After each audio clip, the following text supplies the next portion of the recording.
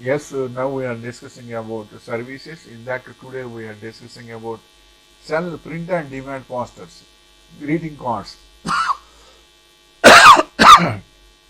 and prints. If you have already got an engaged online following, say you are a cartoonist or an urban photographer, you are in an especially good position to sell your art online. Depending on the printer you work with, you can turn your work into products such as poster, framed wall art, or even greeting cards.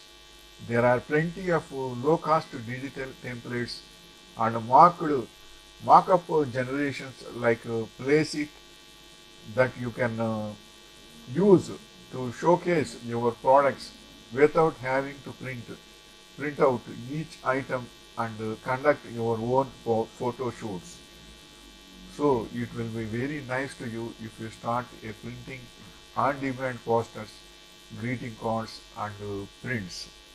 It is also prints are also most important according to their business and service. So printing cards, posters also will give a good income to you. So selling print and demand posters is a very good business to you, and you can earn a lot of income, but it is for the time being you will get it. Wishing you all the best.